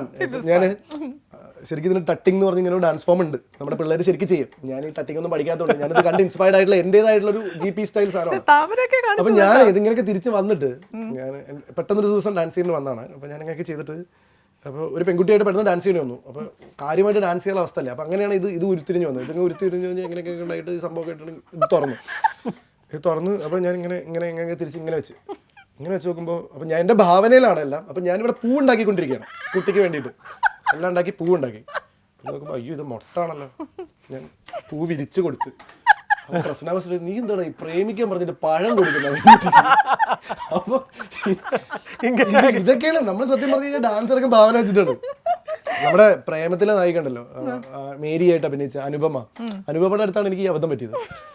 അപ്പോൾ അനുപമ ഡാൻസ് കഴിഞ്ഞിട്ട് എൻ്റെ അടുത്ത് ചോദിച്ചു, അല്ല GP ചേട്ടൻ ശരിക്കും എന്താ ചെയ്ത്? GP ചേട്ടൻ അനുപമ പറഞ്ഞതെന്ന് വെച്ച് കഴിഞ്ഞാൽ എനിക്കൊരു ഫീല് വന്നിരുന്നു, എന്താ ചെയ്യാൻ ഉദ്ദേശിച്ചത്? അപ്പം പറഞ്ഞു മോളെ ഞാൻ നിനക്ക് വേണ്ടിയിട്ട് ഇങ്ങനെ മലരെ എന്നുള്ള സോങ്ങാണ് അവർ ഇട്ടതേ. അപ്പം ഞാൻ ഇങ്ങനെ ഇത് സംഭവം തന്നു. അത് കഴിഞ്ഞിട്ട് ഈ സാധനം ഇത് വിരിച്ചിട്ട് ഞാൻ ഈ സാധനം തന്നപ്പോൾ ഞാൻ അങ്ങനെ വന്നപ്പോഴേ എടാ എൻ്റെ മനസ്സിൽ ഞാൻ നോക്കിയപ്പോഴും നിനക്ക് ഞാൻ മൊട്ടാണ് തരുന്നത്. അപ്പം അത് മോശമല്ലേ എന്ന് വിചാരിച്ചാൽ ആ പൂ വിരിച്ച് തന്നു. അപ്പോൾ അനുപമ നിങ്ങളൊരു സംഭവം ഇങ്ങനെയൊക്കെ നിങ്ങൾക്ക് മാത്രമേ ചിന്തിക്കാൻ പറ്റുള്ളൂ. ഇതൊരു പുതിയ GP ഡാൻസ് ആണ്. അതിപ്പോ GP ഡാൻസ് എന്ന് പറഞ്ഞാൽ അവരിപ്പോ ഇപ്പൊ അതാണല്ലേ. മുമ്പ് ഒരു സ്റ്റെപ്പ് ഉണ്ടായിരുന്നു GP സ്റ്റെപ്പ്. അപ്പൊ അത് മാറ്റിയിട്ട് ഇങ്ങനെ ആക്കിയിട്ട് ഇതാണ് ഇപ്പൊ സ്റ്റെപ്പ്. പക്ഷെ പറഞ്ഞ എന്നെ തകർത്തി കളഞ്ഞാണ്. എടാ നീ പ്രേമിക്കാൻ പറഞ്ഞിട്ട് നീ പ്രണയിക്ക് പഴമാണടാ കൊടുത്ത്. പഴമായിരുന്നില്ല അത്. പക്ഷേ ഇത്തരം കാര്യങ്ങൾ നമുക്ക് ഒരു ഇൻഹിബിഷൻ ഇല്ലാത്തപ്പോഴേ സാധിക്കുള്ളൂ. അല്ലെങ്കിൽ നമുക്ക് ഇതൊന്നും ചെയ്യാൻ പറ്റില്ല. പിന്നെ ഒരു കാര്യമാണ്, നിങ്ങൾ ചെയ്യുമ്പോൾ ആ ജഡ്ജസിന്റെ ഒക്കെ ഒരു ഇൻസ്പിറേഷണൽ കമന്റ്സ് ആണ് ഒരു പക്ഷേ GP ഉണ്ടായത്. നല്ല അങ്ങനെ മാസ്റ്ററും തീർച്ചയായിട്ടും അവിടെ ഇപ്പൊ എനിക്ക് ഞാനാവണമെങ്കിൽ എനിക്ക് എപ്പോഴും തോന്നിയിട്ടുള്ളത് I perform best when I M with my friends. അതിനുള്ള കാരണം എന്താണെന്ന് വെച്ചാൽ ആ സമയത്താണ് ഞാൻ എൻ്റെ ഇമേജിനെ കുറിച്ച് ബോധപ്പെടാവാത്തത്. ഞാൻ റിലാക്സ്ഡ് ആണ്. എന്നെക്കുറിച്ച് അവരെന്ത് ചിന്തിക്കും, ഞാൻ പരാജയപ്പെട്ടു പോകുമോ, ഈ പേടികളൊന്നും എനിക്കില്ല. കാരണം എൻ്റെ സുഹൃത്തുക്കളാണ്, എൻ്റെ കസിൻസ്, എൻ്റെ ഫ്രണ്ട്സ്, എൻ്റെ ഫാമിലി. ആ ഗ്രൂപ്പിൻ്റെ കൂടെ ഞാൻ എന്ത് ചെയ്യും, അതാണ് എനിക്ക് എപ്പോഴും കംഫർട്ട് സോൺ. കാരണം ഞാൻ അവിടെ പാളിപ്പോയി കഴിഞ്ഞാൽ അവർ ചിരിക്കും, എനിക്ക് കുഴപ്പമില്ല, എൻ്റെ ഫ്രണ്ട്സാണ്. വേറെ എന്തെങ്കിലും സംഭവിച്ചു കഴിഞ്ഞാൽ ഞാൻ ചിലപ്പോൾ ചമ്മുമായിരിക്കും. എനിക്ക് ചമ്മാൻ എൻ്റെ ഏറ്റവും ഇഷ്ടപ്പെട്ട ആൾക്കാരുടെ അടുത്താണ്. Because I enjoy that. ഞാൻ ചമ്പുമ്പോൾ അവർ ചിരിക്കുന്നത് ഞാൻ സ്നേഹിക്കുന്ന ആൾക്കാരുടെ അടുത്ത് ഐ ലവ് ഇറ്റ്. സത്യം പറഞ്ഞാൽ ഡിഫോ ഡാൻസ് എൻ്റെ ഫ്ലോറിൽ സംഭവിച്ചത് പ്രസന്ന മാസ്റ്ററും പ്രിയാജിയും നീരവ്ജിയും കണ്ടസ്റ്റൻസും പേളിയും ജ്വല്ലൊക്കെ എൻ്റെ സുഹൃത്തുക്കളായി മാറി. അപ്പോൾ അവരുടെ മുമ്പ് എനിക്ക് എന്തും കാണിക്കാൻ ഒരു മടിയില്ല. അപ്പോൾ അതിൻ്റെ ഷോ ഡയറക്ടറായിരുന്നു എൻ്റെ ഏറ്റവും ബെസ്റ്റ് ഫ്രണ്ട് യമുന. അപ്പോൾ യമുന എന്നെ മനസ്സിലാക്കി. യമുന എന്നെ വിട്ടു തന്നു, നിനക്ക് ഇഷ്ടമുള്ള ചെയ്യടാ, നിന്റെ ഫ്ലോറാണ്. അപ്പോൾ എന്താണെന്ന് വെച്ച് കഴിഞ്ഞാൽ അവിടെ വലിയൊരു ധൈര്യമാണ്. അവിടെ എനിക്കിഷ്ടമുള്ളതൊക്കെ ഞാൻ ചെയ്യും. അപ്പോൾ അവരാണ് സത്യം പറഞ്ഞു കഴിഞ്ഞാൽ എന്നെ ആക്കിയത്. കാരണം അവരെന്നെ ഇത്രയും കംഫർട്ടബിൾ ആയതുകൊണ്ടും അവരെന്നെ ഇത്രയും സ്നേഹിച്ചതുകൊണ്ടും എൻ്റെ സുഹൃത്തുക്കളായി മാറിയതുകൊണ്ടാണ് ഞാൻ റിലാക്സ്ഡ് ആയത്. പറയുമ്പോൾ എനിക്ക് പറയേണ്ട ഒരു കാര്യമുണ്ട്. യമുനയ്ക്ക് അങ്ങനെ ഒരു ഭയങ്കരമായൊരു, യമുന ഇതുപോലെ ഒരു യങ് ലേഡിയാണ്, പക്ഷേ യമുനയ്ക്ക് ഭയങ്കരമായ ഒരു ദീർഘവീക്ഷണമുള്ളൊരു ലേഡിയാണ് ഞാൻ പറയും. അല്ലെ നിങ്ങളെപ്പോലെ ഒരു ആർട്ടിസ്റ്റിനെ കൊണ്ടുവന്ന് സാധാരണ മസിൽ പിടിച്ച് നിൽക്കുന്നതിൽ നിന്ന് വ്യത്യസ്തമായി നിങ്ങൾ ആ ഷോയിൽ കൊണ്ടുവന്ന് നിങ്ങളെ താരമാക്കി അല്ലേ? നിങ്ങളുടെ ഏറ്റവും ബെസ്റ്റ് സൈഡ് ആൾക്കാർക്ക് കാണിക്കാനിടയിൽ ഞങ്ങളടക്കം നിങ്ങളുടെ ഒരു പ്രേക്ഷകരാക്കി ഞങ്ങൾ ഇഷ്ടപ്പെടുന്നില്ല. ഇപ്പം നിങ്ങൾ നേരത്തെ പറഞ്ഞ പോലെ നിങ്ങളെ കൺസിഡർ ചെയ്താൽ ഇല്ലെങ്കിൽ ഞങ്ങൾ ഭയങ്കര ഫ്രണ്ടായിട്ടാണ് കാണുന്നത്. ബിക്കോസ് ആ ഷോയുടെ അത്രമാത്രം അത് ക്യാപ്റ്റിവേറ്റിംഗ് ആണത്. തീർച്ചയായിട്ടും. കാരണം എനിക്ക് എപ്പോഴും ഫീൽ ചെയ്തിട്ടുള്ളത് നമ്മളൊരു പെർഫോമറും ഒരു സംവിധായക, ഇപ്പോൾ നമ്മൾ കുറേ കോമ്പിനേഷൻസ് കാണാറുണ്ട്. ലാലേട്ടൻ പ്രിയദർശൻ സാർ, ജയറാമേട്ടൻ, രാജസേനൻ സാർ, അങ്ങനെ ഒരുപാട് കോംബോസ് എപ്പോഴും ഇപ്പോൾ നിവിൻ പോളി, വിനീത് ശ്രീനിവാസൻ പോലെയുള്ള കോമ്പിനേഷൻസ്. അതെന്താണെന്ന് വെച്ച് കഴിഞ്ഞാൽ ദർ ഇസ് എ കെമിസ്ട്രി. ഇയാളും അയാളും തമ്മിലുള്ള ഒരു കെമിസ്ട്രി, രണ്ടുപേരുടെ ഒരു സ്പേസ് തുടങ്ങി. യമുനയായിട്ട് എനിക്ക് അങ്ങനെ ഒരു സ്പേസ് ക്രിയേറ്റ് ചെയ്യാൻ പറ്റി. യമുന ഒരു സംഭവം ചിന്തിക്കുമ്പോൾ എനിക്കത് മനസ്സിലാവും, വാട്ട് ഈസ് ഷീ ഇൻറ്റെൻഡിങ്. അപ്പോൾ ആ ഒരു സംഭവം. പിന്നെന്താണെന്ന് വെച്ച് കഴിഞ്ഞാൽ അവർക്ക് ഒരു പക്ഷേ അവരുടെ പ്രേക്ഷകർക്ക് എന്താ വേണ്ടെന്ന് അറിയാം. ഇൻഫോർമാലിറ്റിനെയാണ് അവർ ഏറ്റവും കൂടുതൽ ഫ്ലോണ്ട് ചെയ്യുന്നത്. നമ്മൾ പഠിച്ചു വെച്ച സാധനങ്ങളുണ്ടല്ലോ, അവതരണം എന്ന് പറയുമ്പോൾ നമ്മൾ ഇങ്ങനെ ആയിരിക്കണം, അല്ലെങ്കിൽ ഇങ്ങനെ ഒരു സാധനം കഴിഞ്ഞിട്ട് ഇങ്ങനെ പോകണം. അതല്ലാത്ത കുറെ സ്പേസ് ഉണ്ട്, അതിനെയാണ് അവർ ഫ്ലോണ്ട് ചെയ്യുന്നത്. ജിപിക്ക് ഓർമ്മയുണ്ടോന്ന് എനിക്കറിയില്ല. വൺ ഓഫ് ദ എപ്പിസോഡ്സ് എൻ്റെ അമ്മ ഗസ്റ്റ് ആയിരുന്നു അതിൻ്റെ അകത്ത് വന്നിരുന്നത്. മുത്തശ്ശി വന്നില്ലേ ജിപിയുടെ കാമുകിയായിട്ടൊക്കെ വന്ന്. അത് ഭയങ്കര രസമായിട്ടുള്ള എപ്പിസോഡായിരുന്നു. മാത്രമല്ല ശരിക്കും നമ്മുടെ കൂട്ടത്തിൽ അങ്ങ് ചേർന്ന് പോയി. കാരണം എന്താ പറയുക, ഇവർ ഏറ്റവും വലിയ പ്രശ്നം എന്ന് വെച്ചാൽ അമ്മയെ കൊണ്ടുവരുന്നു. ഞാൻ മുമ്പ് പറഞ്ഞൊരു ഡയലോഗിന് അവരെല്ലാവരും കൂടി എനിക്ക് തന്നൊരു പണിയാണത് എന്ന് പറഞ്ഞാൽ എൻ്റെ ഗേൾ ഫ്രണ്ട്സ് എന്ന് പറയുന്നത് എനിക്ക് പ്രായം ഒരു പ്രശ്നമല്ല. 3 വയസ്സായ വൈഷ്ണവി എന്ന് പറഞ്ഞ അവിടെ ഫ്ലോറിൽ എന്നെ കാണാൻ വന്ന എൻ്റെ ഗേൾ ഫ്രണ്ട് മുതൽ പ്രായമായ ഒരു ആളുകൾ വരെ എൻ്റെ ഗേൾ ഫ്രണ്ടാണ്. ഞാൻ അവരെ അങ്ങനെ അംഗീകരിക്കുന്നു. അത് ഞാൻ ചുമ്മാ പറഞ്ഞല്ല. എന്ന് പറഞ്ഞു കഴിഞ്ഞാൽ ഇപ്പം ഞാൻ ഈ GP ഒക്കെ ആവുന്നതിന് മുമ്പ് എൻ്റെ വീട്ടിലും അങ്ങനെയാണ്. ഞാൻ എൻ്റെ ഇപ്പോൾ അമ്മമ്മയും അതുപോലെ തന്നെ പ്രായമായ ആൾക്കാരെയൊക്കെ ഡാർലിംഗ് സ്വീറ്റ് ഹാർട്ട് എന്നൊക്കെ വിളിച്ചിട്ടാണ് അഭിസംബോധന ചെയ്യുക. അവരെന്നിട്ട് ആകെ നാണിക്കൊക്കെ ചെയ്യും. അമ്മയെ കെട്ടിപ്പിടിച്ചിട്ട് ഹലോ സ്വീറ്റ് ഹാർട്ട് എന്നൊക്കെ പറയുമ്പോൾ ഫുള്ള് നാണം വന്നിട്ട് സ്വീറ്റ് ഹാർട്ട് എന്നൊക്കെ ജീവിതത്തിൽ ആരെങ്കിലുമൊക്കെ ആദ്യമായിട്ടായിരിക്കും അവരെ വിളിക്കുന്നുണ്ടാവുക. അപ്പോൾ അവർക്കത് പറഞ്ഞു, അപ്പോൾ പറഞ്ഞു അങ്ങനെയൊന്നും വിളിക്കരുത്, അതൊക്കെ പെമ്പിള്ളേരെ വിളിക്കുന്നതാണെന്നൊക്കെ പറയുകയൊക്കെ ചെയ്യും. നമുക്കത് പ്രശ്നമല്ല. പിന്നെ എൻ്റെ മേമയാണ് എൻ്റെ ഫസ്റ്റ് ഗേൾ ഫ്രണ്ട് എന്ന് പറയും, അച്ഛൻ്റെ അനിയത്തി. മേമ ഫ്ലോറിൽ വന്നായിരുന്നു. മേമ പറഞ്ഞ അച്ഛൻ്റെ അനിയത്തി. മേമയാണ് എൻ്റെ ഫസ്റ്റ് ഗേൾ ഫ്രണ്ട്. അപ്പം മേമയ്ക്ക് ഇടയ്ക്ക് കുശുമ്പ് വരും എൻ്റെ മറ്റ് ഗേൾ ഫ്രണ്ട്സിനെ കാണുമ്പോൾ, അപ്പോൾ അവരെ കുറിച്ച് പറയുമ്പോൾ. അപ്പോൾ ഇതെൻ്റെ ജനറൽ സ്വഭാവമാണ്. അപ്പോൾ സ്വാഭാവികമായിട്ട് ഞാനായി നിൽക്കുമ്പോൾ ആ ഫ്ലോറിലും അങ്ങനെ വന്നു. അപ്പോൾ അതിന് എനിക്ക് അവർ തന്നൊരു പണിയായിരുന്നു. അപ്പോൾ GP പറഞ്ഞല്ലോ പ്രായം ഒരു പ്രശ്നമല്ല എന്ന്. അതാണ് എൻ്റെ പ്രചോദനം. അപ്പോൾ അതിനായിട്ട് ഞാൻ വന്നതാണെന്ന് പറഞ്ഞു വന്നു. അപ്പോൾ ആ ഫ്ലോറിൽ സ്ക്രിപ്റ്റിംഗ് ഇല്ലാത്തതുകൊണ്ട് ഈ ഒരു പശ്ചാത്തലം പറഞ്ഞു കൊടുക്കുക ചെയ്തത്. പിന്നെ ഒക്കെ അവിടെ സംഭവിക്കുന്ന പോലെയാ. അതിന് കുറെ ഹോംവർക്ക് എൻ്റെ അമ്മ എൻ്റെ മോളെടുത്താ ചെയ്തത്. അപ്പൊ എന്റെ മോള് പറഞ്ഞു അമ്മ ഇങ്ങനെയാണ്, അമ്മമ്മ ഇങ്ങനെയാണ്. ആണല്ലേ, ഞാനൊരു കാര്യം നോക്കട്ടെ എന്നൊക്കെ പറഞ്ഞിട്ട് അമ്മ വന്നത്. ചില സാധനങ്ങള് അവിടെ നിന്ന് എടുത്ത് അടിച്ചതുണ്ടല്ലോ, ഞാനാകെ പതറിപ്പോയി. ഈശ്വര. പിന്നെ എന്താ വെച്ചാൽ വി ലിവ് ഇറ്റ്. കാരണം അതവിടെ വളരെ ജെനുവിൻ ആയിട്ട് ചെയ്താലേ സ്പോട്ടാണ്. കാരണം ഒരാളും അവിടെ പഠിച്ച ഒരു കൗണ്ടേഴ്സും ഇല്ല. അപ്പൊ ആ രീതിയിൽ അമ്മ വളരെ മനോഹരമായിട്ട് അത് ഹാൻഡിൽ ചെയ്യും. നാളെ GP school of dance and music academy എന്നൊക്കെ പറഞ്ഞ് സ്റ്റാർട്ട് ചെയ്യുമോ? ഡാൻസ് എന്നൊക്കെ പറഞ്ഞ് വെച്ച് കഴിഞ്ഞ് കഴിഞ്ഞാൽ എൻ്റെ അവിടുത്തെ ഗുരുക്കന്മാരായ പ്രസന്ന മാസ്റ്റർ, നീരജ് ഒക്കെ ഓടിച്ചിട്ടല്ലേ.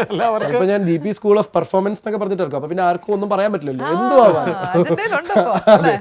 അല്ല എന്തും ചെയ്യാം. എൻ്റെ ഒരു രീതി വെച്ചിട്ടേ എനിക്ക് അറിഞ്ഞൂടാ ഞാൻ എന്തൊക്കെ ചെയ്യാന്നുള്ളത്. കാരണം ഒന്നിലും അങ്ങനെ പ്രകടമായിട്ടുള്ള അല്ലെങ്കിൽ അങ്ങനെ പറയത്തക്ക ഭയങ്കരമായിട്ടുള്ള കഴിവൊന്നും ഇല്ലാത്തതുകൊണ്ടേ ഞാൻ എന്തിലേക്കും പോവും. ചിലപ്പോൾ നാളെ ഒരു സ്കൂൾ ഓഫ് പെർഫോമൻസ് എന്നൊക്കെ പറഞ്ഞിട്ട് ചിലപ്പോൾ ആ പരിപാടിക്കും കറങ്ങിപ്പോ. സംവിധാനം ഇഷ്ടമാണോ? ഒന്നും പറയാൻ പറ്റില്ല, എന്തും ചെയ്യും. ഇഷ്ടമാണെന്ന് മാത്രമല്ല എനിക്ക് കഥ, തീർച്ചയായിട്ടും ഞാൻ ചെയ്യുന്ന എല്ലാ സിനിമകളിലും കഥയിൽ ഒരുപാട് ഇൻവോൾവ് ചെയ്യാൻ ഞാൻ ശ്രമിക്കാറുണ്ട്. 32-ാം അധ്യായം 23-ാം വാക്യത്തിലടക്കം ഞാൻ സജഷൻസ് പറഞ്ഞിട്ടുണ്ട്. കഥ കേൾക്കാൻ ഇഷ്ടമാണ്, കഥ എഴുതാൻ ഇഷ്ടമാണ്, കഥ പറയാൻ ഇഷ്ടമാണ്. ഇപ്പോഴും ഞാൻ ഇവിടെ വന്നിരുന്നപ്പോൾ മുതൽ കഥ പറഞ്ഞുകൊണ്ടിരിക്കുകയാണല്ലോ. അപ്പൊ അത് പ്രസന്റ് ചെയ്യാൻ ഇഷ്ടമാണ്. ഇല്ല, അങ്ങനെ ഇപ്പോൾ ഒരിടത്തൊരു അങ്ങനത്തെ ഒരു കഥകളല്ല. ഇപ്പോൾ അങ്ങനെ കഥ എഴുതുന്ന സ്വഭാവമല്ലേ. പക്ഷേ എൻ്റെ ഫ്രണ്ട്സിൻ്റെ ഗ്രൂപ്പിൽ ഇപ്പോൾ നമ്മൾ കോളേജിൽ എന്തെങ്കിലും ആർക്കെങ്കിലും ഒരു അബദ്ധം ഉണ്ടായി കഴിഞ്ഞാൽ സ്വാഭാവികമായിട്ടും വേറൊരു സുഹൃത്തിൻ്റെ അടുത്ത് പറയുമല്ലോ. ഇപ്പോൾ എല്ലാവരും പറയുന്നത് അവൻ വരട്ടെ, അവൻ പറയുമ്പോൾ എന്താണെന്ന് വെച്ച് കഴിഞ്ഞാൽ ഉള്ളതിനും കൂടുതൽ കുറേ മസാലയും പിന്നെ ഒരു സംഭവമൊക്കെ ആയിട്ട് ഇവിടെ നടക്കാത്ത കുറച്ച് കഥാപാത്രങ്ങളും എല്ലാം കൂടി അങ്ങ് കയറിയിട്ട് നമ്മളിവിടെ അങ്ങ് ചിരിച്ച് മറയും.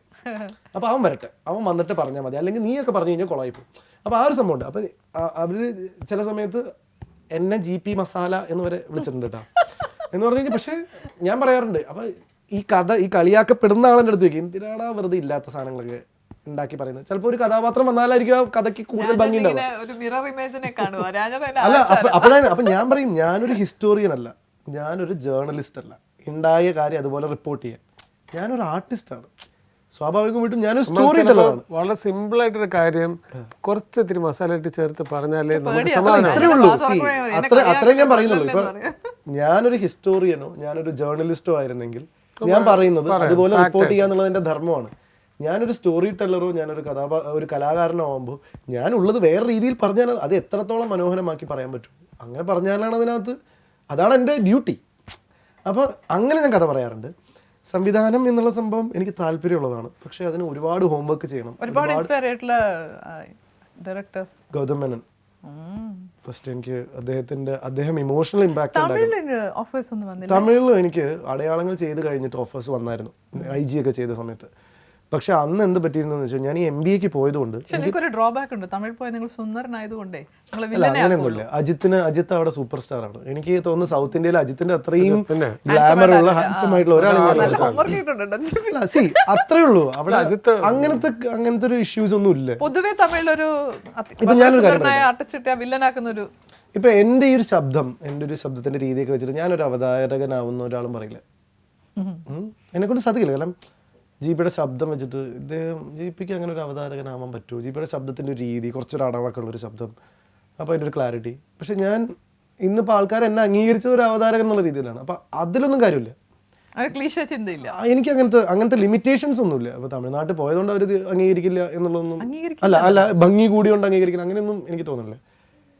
At the end of the day ആളുകളുമായിട്ട് നമുക്ക് കണക്ട് ചെയ്യാൻ പറ്റുക എന്നുള്ളതാണ് ഞാൻ പറയുന്നത്. എൻ്റെ വികാരം നിങ്ങൾക്ക് കണക്ട് ചെയ്യാൻ പറ്റുന്നുണ്ടെങ്കിൽ നിങ്ങൾക്ക് ഞാനുമായി ഒരു കണക്ഷൻ വരും. ഞാൻ പറയുന്നത് നിങ്ങൾ കേട്ടിരിക്കുന്നതുകൊണ്ടും അതിൽ നിങ്ങൾ ആനന്ദം കണ്ടെത്തുന്നതുകൊണ്ടുമാണ് GP ആയിട്ട് നിങ്ങൾ സ്വീകരിക്കുന്നത്. സ്വാഭാവികമായിട്ടും സിനിമയിലും അത് തന്നെ സംഭവിക്കുന്നത്. അയാൾ കരയുമ്പോൾ അത് കറക്റ്റ് ആണെന്ന് എനിക്ക് തോന്നുന്നു. ആ കരച്ചിലിനോട് ഞാൻ സഹതപിക്കുമ്പോഴാണ് ഞാൻ ആ വ്യക്തിയെ ഇഷ്ടപ്പെടുന്നത്. അടുത്ത കാലത്ത് ഒരു ഫേമസ് ആക്ടർ ഒരു ഇൻ്റർവ്യൂവിൽ പറഞ്ഞത് പഴയ ആക്ടേഴ്സിന് ഒരുപാട് പ്രാവശ്യം അഭിനയിച്ചാണ് ഹിറ്റ് ഉണ്ടാക്കിയിട്ടുള്ളത്. പുതിയ ആക്ടേഴ്സിന് ഈ പഴയ ഞങ്ങൾ ചെയ്തതെല്ലാം ചെയ്യുന്നത് ഒറ്റ സിനിമയെ ചെയ്യുകയാണ്. സോ അവരാണ് കൂടുതൽ വെർസറ്റൈൽ എന്നാണ് പറയുന്നത്. നിങ്ങൾ ഇപ്പൊ വരുന്ന യങ് ടാലന്റഡ് ആർട്ടിസ്റ്റുകളാണ് റിയൽ ടാലന്റ്.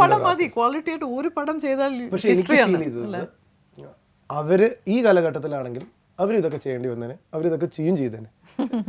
നമ്മൾ സാഹചര്യങ്ങളാണ് ബേസിക്കലി നമ്മളെ ഇതാക്കുന്നത്. കാരണം ഇപ്പോഴത്തെ യങ്സ്റ്റേഴ്സ് സ്വാഭാവികമായിട്ടും കമലഹാസൻ സാറിൻ്റെയും മോഹൻലാൽ സാറിൻ്റെയും മമ്മൂട്ടി സാറിൻ്റെയും സിനിമകളുമായിട്ടാണ് കോമ്പീറ്റ് ചെയ്യുന്നത് ചില സമയത്ത്. അപ്പോൾ ആ ഒരു സ്റ്റേച്ചറിലേക്ക് ഇതാക്കണം. പിന്നെ അവരെ പോലെ അന്ന് സിനിമകൾ മാത്രമല്ല ഇപ്പോൾ ഞങ്ങൾക്ക് കോമ്പറ്റീഷൻ. ഞങ്ങൾക്ക് ഇവിടെയുള്ള ഷോപ്പിംഗ് മാളുകൾ ഞങ്ങൾക്ക് കോമ്പറ്റീഷനാണ്, ഫുഡ് ഔട്ട്ലെറ്റ്സ് ഞങ്ങൾക്ക് കോമ്പറ്റീഷനാണ്.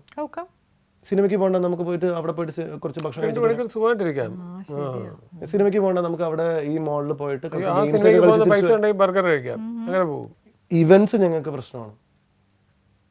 ഒരുപാട് കാര്യങ്ങളുണ്ട്. എന്റർടൈൻമെന്റ് സോഴ്സസ് എന്ന് പറയുന്ന എന്റർടൈൻമെന്റ് എന്തും കോമ്പറ്റീഷനാണ്. അപ്പോൾ എന്താണെന്ന് വെച്ച് കഴിഞ്ഞാൽ പണ്ട് ഒന്നുകിൽ പുസ്തകം വായിക്കുക അല്ലെങ്കിൽ ഒരു സിനിമ കാണുക, ഇതായിരുന്നു എല്ലാവരുടെയും entertainment.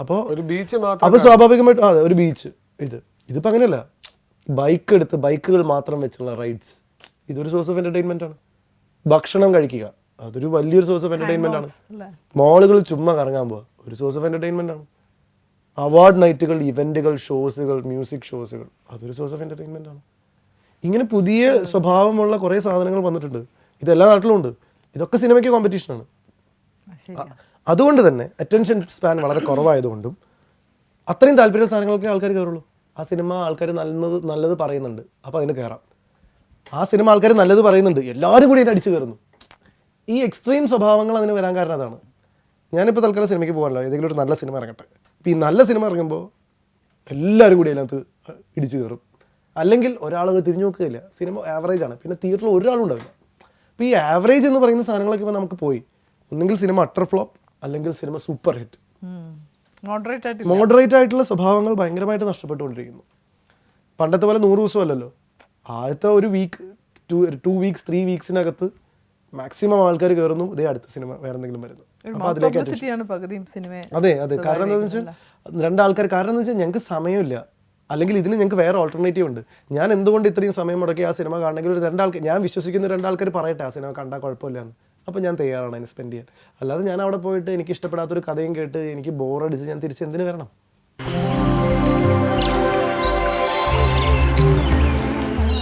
Information to the public. ഇന്ന് വീണ്ടും ഫുഡുമായി റിലേറ്റഡ് ആയിട്ടൊരു ഇൻഫർമേഷനാണ്. നമുക്ക് ഒരു മെയിൽ വന്നിട്ടുണ്ട്, പേര് പറയണ്ട എന്ന് പറഞ്ഞിരിക്കുന്നു, അതുകൊണ്ട് ഞാൻ പേര് പറയുന്നില്ല. ഇൻഫർമേഷൻ ഇതാണ്, പല ഫുഡ് നമുക്ക് വരുന്നത്, അതായത് ഹെൽത്ത് ടോണിക്സ്, അതാണ് നമ്മൾ ഒരുപാട് ഹെൽത്ത് ടോണിക്സ് കുടിക്കാറുണ്ട്. അതിൽ പലതും കണ്ടുപിടിച്ചിട്ടുള്ളത് waste left after oil is extracted from ground nut, which is food for animals. From this waste they make health tonic. അയ്യോ, ഭയങ്കരമായൊരു ഇൻഫർമേഷൻ ആണ്. ചുമ്മാതല്ല അയച്ച ആള് പേര് വെക്കാത്തത്. പുലർക്കാലത്തിലൂടെ ഞങ്ങൾ എപ്പോഴും പറയാൻ ശ്രമിക്കുന്നത് പുലർക്കാലത്തിലൂടെ ഞങ്ങൾ പറയാൻ ശ്രമിക്കുന്നത് നല്ല ഗ്രീറ്റിംഗ്സ്, നല്ല കാര്യങ്ങൾ, നിങ്ങൾ ഞങ്ങളുടെ ഇൻഫർമേഷൻ കാര്യങ്ങളെല്ലാം അയക്കൂ, നിങ്ങളുടെ പേരും വെക്കണം. അല്ല, ഇതില് വെക്കാത്തത് ഈ ഹെൽത്ത് ടോണിക്സ് ഒക്കെ നമ്മൾ മേടിക്കുമ്പോൾ ശ്രദ്ധിക്കുക, അതിൻ്റെ അകത്ത് സ്പെസിഫൈ ചെയ്തിട്ടുണ്ടാവും ഇന്ന സാധനങ്ങളൊക്കെ യൂസ് ചെയ്തിട്ടുണ്ടെന്ന്. അത് കണ്ടാൽ നമുക്ക് എത്ര പേർക്ക് മനസ്സിലാവും എന്നുള്ളതാണ്. അപ്പോൾ ഈ ഗ്രൗണ്ട് നട്ട്, അതിൻ്റെ ഓയിൽ എക്സ്ട്രാക്ട് ചെയ്തിട്ടുള്ള ബാക്കിയുള്ള ആ ചണ്ടി എന്ന് പറയുന്നത് മൃഗങ്ങൾക്ക് തീറ്റയായി കൊടുക്കുന്നതാണ്. അതിൽ നിന്നുമാണ് നമ്മുടെ പല ഹെൽത്ത് ടോണിക്സ് നമ്മൾ ഉണ്ടാക്കുന്നത്. ഇതിനെയാണ് നമ്മൾ രാവിലെ പാലിലൊക്കെ കലക്കി കുടിക്കുന്നത്. അതിൻ്റെ ഒരു കുറേ ലിസ്റ്റ് എഴുതിയിട്ടുണ്ട്, അത് ഞാൻ പറയുന്നില്ല, പേരുകളൊന്നും ഞാൻ വായിക്കുന്നില്ല. കമ്പനി പേരുകളൊക്കെയുള്ള ഇതൊക്കെ നിങ്ങൾ കുടിക്കുമ്പോൾ ഓരോ വലിയ പരസ്യങ്ങൾ, ക്രിക്കറ്റേഴ്സും സിനിമാ താരങ്ങളും മോഡൽസും ഒക്കെ വന്ന് പരസ്യത്തിലൂടെ പറഞ്ഞ് നമ്മളെ കുടിക്കാൻ പ്രേരിപ്പിക്കുന്ന ഒരുപാട് ഡ്രിങ്ക്സ്, ഹെൽത്ത് ഡ്രിങ്ക്സ്. ഒരു രസകരമായ ഒരു കാര്യം പറയുന്നു, ഈ പരസ്യം എന്ന് പറയുന്ന സാധനം നമുക്ക് അയക്കുമ്പോൾ നിങ്ങൾ രഹസ്യമാക്കി വെക്കുന്നത് എന്തായാലും നല്ലതാണ്. പരസ്യത്തിലൂടെയാണ് ഇതെല്ലാം വന്നിട്ടുള്ളത്. ഇപ്പോൾ താര പറഞ്ഞ പോലെ തന്നെ ക്രിക്കറ്റേഴ്സും സിനിമാ താരങ്ങളൊക്കെ പറയുന്നത് പരസ്യമാണ്, അവരത് കാശിന് വേണ്ടിയാണ് ചെയ്യുന്നത്, ഇത് രഹസ്യവുമാക്കി. പക്ഷെ അവരാരും ഇത് കഴിക്കാറില്ല എന്നുള്ളതാണ് വേറൊരു സത്യം. അപ്പോൾ എപ്പോഴും don't get deceived, customers deceived ആവാതിരിക്കാൻ നമ്മൾ തന്നെ ശ്രദ്ധിക്കണം. ഉണരൂ ഉപഭോക്താവേ, ഉണരൂ, ജാഗോ. എപ്പോഴും പറയുന്നു ജാഗോ ഇന്ത്യ, ജാഗോ.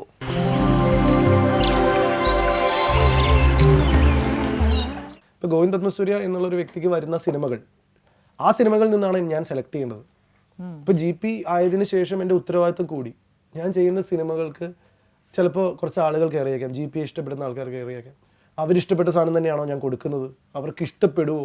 സിനിമ ചെയ്യാൻ വേണ്ടി ഞാൻ സിനിമ ചെയ്ത് തുടങ്ങണം. കുറേ സിനിമ ചെയ്ത് സ്റ്റാർ ആയാലേ ചിലപ്പോൾ എനിക്ക് നല്ല സിനിമകൾ ചെയ്യാൻ പറ്റുള്ളൂ. ഭയങ്കര വെല്ലുവിളികളുണ്ട് ഇതിനകത്ത്. ഇപ്പോൾ രാജുവേട്ടൻ പണ്ട് പറയാറുണ്ട്, പണ്ട് എനിക്ക് വലിയ വലിയ സംവിധായകരുടെ സിനിമകൾ ചെയ്യുക എന്നുള്ളത് മാത്രമായിരുന്നു എൻ്റെത്. ഇപ്പോഴാണ് എനിക്ക് ഇഷ്ടപ്പെട്ട സിനിമ സെലക്ട് ചെയ്യാം. അത് നമുക്കൊരു താരമായി കഴിഞ്ഞാലേ പറ്റുള്ളൂ. അല്ലെങ്കിൽ ഇപ്പോഴും ഞാൻ ആ സ്റ്റേജിൽ എത്തിയിട്ടില്ല സിനിമയുടെ കാര്യത്തിൽ. എനിക്ക് സിനിമകൾ ഒരുപാട് വരുന്നുണ്ട്, വരുന്നതിൽ ഞാൻ ഏറ്റവും നല്ല നോക്കി ചെയ്യുന്നുണ്ട്. ചൂസ് ചെയ്യാണ് ഉണ്ട്, തീർച്ചയായിട്ടും. ഞാനൊരു 35 കഥകൾ കേട്ടു, ഞാൻ ഒന്നും എടുത്തില്ല. പക്ഷെ എന്നിട്ട് പോലും ചിലപ്പോൾ ആ കഥയുടെ അത്രയൊന്നും ശരിയാണ്, പക്ഷെ അത് വിചാരിച്ച് ഞാൻ അടുത്ത് ചെയ്യാൻ പോകുന്ന സിനിമ ഭയങ്കര ഒരു സ്റ്റോറി ആയിരിക്കുന്നല്ല. ചിലപ്പോൾ ഞാൻ നോക്കുന്നത് ഒരു ബ്രാൻഡഡ് ആയിരിക്കും. ഇപ്പം ഞാൻ അടുത്ത് ചെയ്യാൻ പോകുന്ന സിനിമ എന്ന് പറയുന്നത് ഇപ്പോൾ ജോസ് തോമസ് സംവിധാനം ചെയ്യുന്ന, മായമോഹിനിക്ക് ശേഷം ജോസ് തോമസ് സംവിധാനം ചെയ്യുന്ന, നമ്മുടെ സേതുവേട്ടൻ സ്ക്രിപ്റ്റ് ചെയ്തിട്ടുള്ള മറ്റേ വെള്ളിമൂങ്ങിക്ക് ശേഷം ഉള്ളാട്ടിൽ ഫിലിംസ് ചെയ്യുന്ന ഒരു സിനിമയാണ്. It's a big film. അതിൽ ഞാനും ഉണ്ണിമുകുന്ദനാണ് നായകൻ. So it's a big package, it's a good story.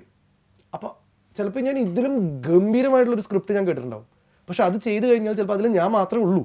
പുതിയ സംവിധായകൻ, പുതിയ റൈറ്റർ, പുതിയ പ്രൊഡ്യൂസർ, വേറെ ആരുമില്ല. അത് ഞാൻ ഒറ്റയ്ക്ക് ഇപ്പം ഹാൻഡിൽ ചെയ്താൽ ചിലപ്പോൾ ശരിയാവില്ല. ചിലപ്പോൾ ഞാൻ 2 ഹിറ്റ്സ് ഓട്ടോ കൊടുത്തതിന് ശേഷം എനിക്ക് അങ്ങനത്തെ ഒരു ഷോൾഡറിലാവുന്നതുകൊണ്ടും കുഴപ്പമില്ല. അത് ട്രസ്റ്റ് ചെയ്തിട്ട് ആൾക്കാർ കയറണം, അത് ട്രസ്റ്റ് ചെയ്ത് തിയേറ്റേഴ്സ് ഞങ്ങൾക്ക് തിയേറ്റേഴ്സ് തരണം. ആ ഒരു സ്റ്റേജിൽ എത്തുന്നവരെ എനിക്ക് ചെയ്യാൻ പറ്റില്ല. അത് ഇപ്പം എനിക്ക് എനിക്ക് ഇതിനകത്തൊരു മിനിമം ഗ്യാരണ്ടി ഉണ്ട്. കാരണം വെള്ളിമൂങ്ങയ്ക്ക് ശേഷം ഉള്ളാട്ടിൽ ഫിലിംസ് ചെയ്യുന്ന സിനിമ എന്ന് പറയുമ്പോൾ അതെ, അവിടെ സേഫ് ആണ്. ഇപ്പോൾ ജോസ് തോമസ് സാറിന്റെ അവസാനത്തെ 2 സിനിമകളും സൂപ്പർ ഹിറ്റ് ആണ്. There is A brand in it. ഒരു പാക്കേജ് ആണ്. ഇപ്പോൾ ഉണ്ണിയും ഞാനും ആദ്യമായിട്ട് ലീഡ് റോൾ ഷെയർ ചെയ്യുന്നു. It's A friendship film. അപ്പോൾ അതിനകത്തൊരു സ്വഭാവം ഉണ്ട്. അപ്പോൾ ആളുകൾക്ക് അതിനകത്ത് കാണാൻ താല്പര്യം സൃഷ്ടിക്കുന്ന കുറച്ച് എലമെന്റ്സ് അതിനകത്തുണ്ട്. പക്ഷേ ഇതിലും നല്ല സ്ക്രിപ്റ്റുകൾ ഞാൻ ചിലപ്പോൾ കേട്ടിട്ടുണ്ടാവും. ഇതിലും എക്സെപ്ഷണൽ ആയിട്ടുള്ള സ്ക്രിപ്റ്റ് ഞാൻ കേട്ടിട്ടുണ്ടാവുന്നില്ല.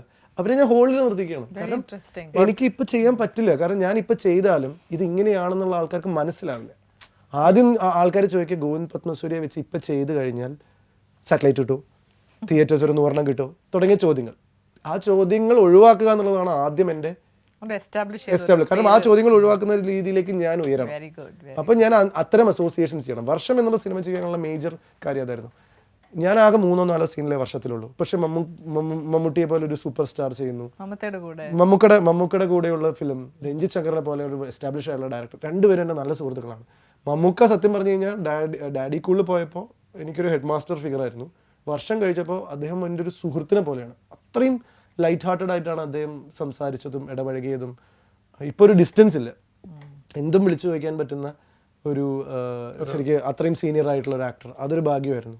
രഞ്ജിത്ത് ശങ്കർ ഒരു മിനിമം ഗ്യാരണ്ടിയുള്ള ഡയറക്ടറാണ് ചെയ്യുന്നതെല്ലാം. അപ്പോൾ ആ അസോസിയേഷൻ എനിക്ക് സഹായിക്കുന്നുണ്ട്.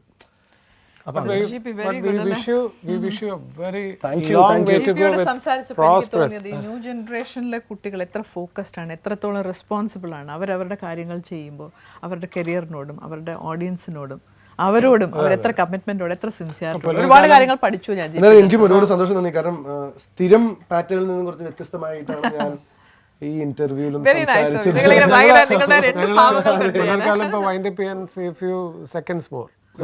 പക്ഷേ ഈ ഒരു ലാസ്റ്റ് മൊമെന്റ് ഓഫ് കൗണ്ട് ഡൗണിൽ ഞാൻ GPക്ക് ഒരു എന്താ പറയുന്നത്, I wish that you come and Stardust front line മാഗസിൻസിൽ എല്ലാത്തിലും ഫ്രണ്ട് പേജിൽ വരട്ടെ.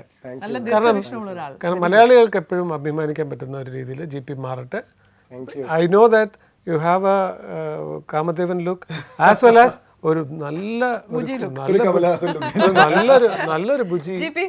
നിങ്ങളുടെ പെൺകുട്ടികൾക്ക് ഒരു വാക്ക് പറഞ്ഞു. തീർച്ചയായിട്ടും ഇത്രേ പറയാനുള്ളൂ. 32-ാം അധ്യായം 23-ാം വാക്യം ഒരുപാട് നല്ല സുഹൃത്തുക്കൾക്കൊപ്പം ചെയ്തൊരു നല്ല സിനിമയാണ്. വളരെ എൻഗേജിങ് ആയിട്ടുള്ളൊരു സിനിമയാണെന്ന് പ്രതീക്ഷിക്കുന്നു. എൻ്റെ സ്ക്രിപ്റ്റ് വായിച്ചപ്പോൾ എനിക്ക് ഭയങ്കര ഇഷ്ടമായി, അതുകൊണ്ടാണ് ഞാൻ ആ സിനിമ ചെയ്തത്. അതുപോലെ തന്നെ അത് വിഷ്വലൈസ് ചെയ്യാൻ ഞങ്ങൾ ശ്രമിച്ചിട്ടുണ്ട്. നിങ്ങളെ നിരാശപ്പെടുത്താത്തൊരു സിനിമയായിരിക്കും അത് എന്ന് ഞങ്ങൾ എല്ലാവരും പ്രതീക്ഷിക്കുന്നു. ബബ്ലി സൈഡ് ടു അതിനകത്ത് അതൊക്കെ അവർ കണ്ടിട്ടുണ്ട്. മൊബൈൽ കൺമണി എന്നുള്ള പാട്ട് അത്രയധികം പോപ്പുലറായി. പിന്നെ ഞാൻ എന്നെ പാടി അതിനകത്ത് എല്ലാവരും നിർമ്മിച്ചിട്ടുണ്ട്. അപ്പോൾ ഇതെല്ലാം കൂടി ആകുമ്പോൾ അത്യാവശ്യം പാക്കേജ് ഉണ്ട് അതിനകത്ത്. സ്വാഭാവികമായിട്ടും എല്ലാവരും കാണുക. നിങ്ങൾ ഈ സിനിമ കണ്ട് എനിക്കൊരു പ്ലാറ്റ്ഫോം തന്നാലാണ് ഇതുപോലെ കൂടുതൽ നല്ല നല്ല സിനിമകൾ നിങ്ങൾക്ക് വേണ്ടി എനിക്ക് തരാൻ പറ്റുള്ളൂ. അപ്പോൾ അതിന് എപ്പോഴും സപ്പോർട്ട് ഉണ്ടാവുക. നമ്മൾ ആഞ്ഞു പിടിച്ചു കഴിഞ്ഞാൽ നമുക്ക് എല്ലാവർക്കും തരവാ. Thank you. Okay, bye. Thank U.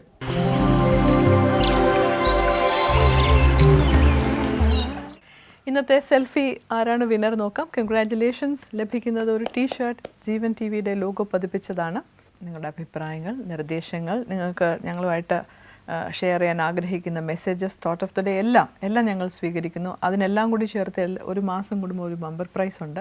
Soma group of റിസോർട്ട്സിൻ്റെ കംഫർട്ടബിളായിട്ട് ഒരു സ്റ്റേ ആണ് ബമ്പർ പ്രൈസായിട്ട് നിങ്ങൾക്ക് ലഭിക്കുന്നത്. ഞങ്ങളോടൊപ്പം ഈ പുലർകാലത്തിൽ സഞ്ചരിക്കുന്ന എല്ലാ പ്രേക്ഷകരോടും ഞങ്ങൾക്ക് ഒരുപാട് നന്ദിയുണ്ട്, സ്നേഹമുണ്ട്, കടപ്പാടുണ്ട്. അപ്പോൾ നിങ്ങളുടെ എല്ലാവിധത്തിലുള്ള പാർട്ടിസിപ്പേഷൻ ഞങ്ങൾ ഇനിയും മുന്നോട്ട് പോകുമ്പോൾ ഞങ്ങൾ കാക്ഷിക്കുകയാണ്. വീണ്ടും നാളെ രാവിലെ കാണാം 7:30 മണിക്ക്. നല്ല ഗസ്റ്റുകളുമായി വീണ്ടും നാളെ, tomorrow is Wednesday, രാവിലെ 7:30 we will be right here and we expect you to join us. Till then, bye.